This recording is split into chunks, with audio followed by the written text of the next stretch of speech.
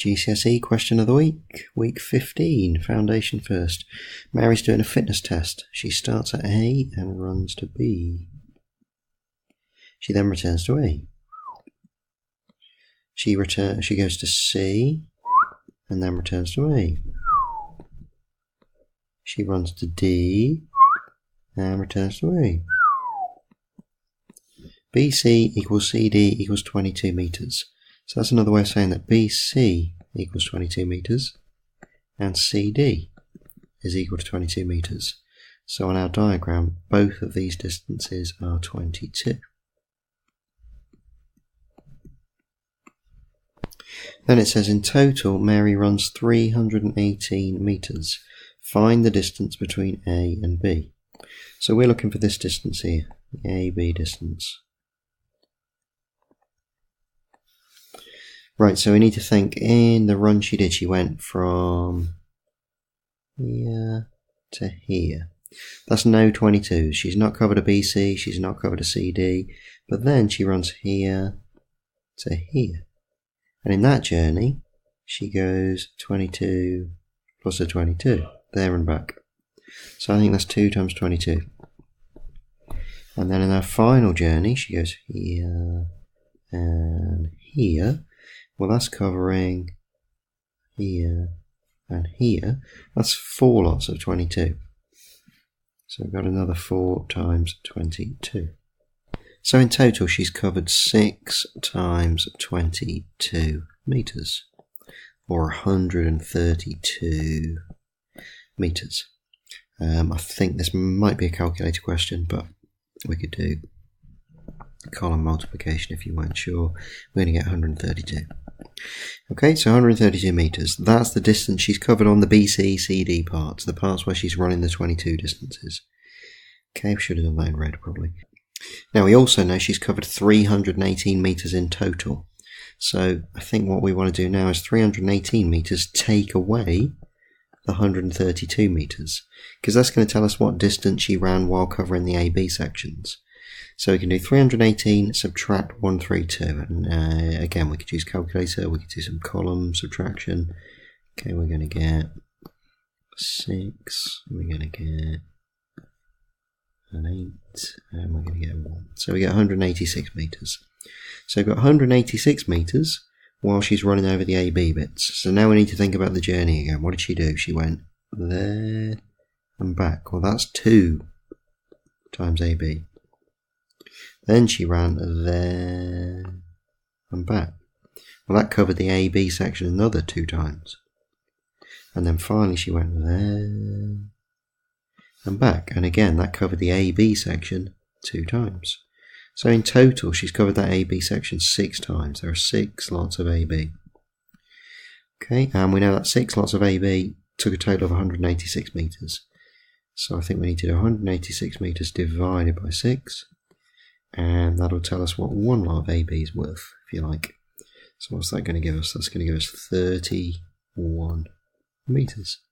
And again, could use calculator. If we're not sure, we could do 186 divided by 6. 6 into 18 goes 3. 6 into 6 goes 1. So final answer, AB, is 31 metres.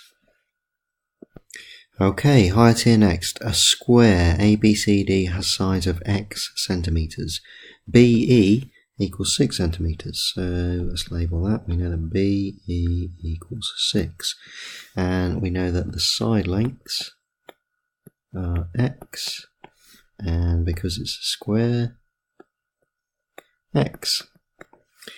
The percentage of the square that is shaded is 60%. So that blue section is 60% of the entire square area.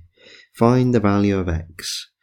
Okay, so I'm looking at those white triangles and I'm thinking they're going to be crucial. So let's work at the area of this white triangle.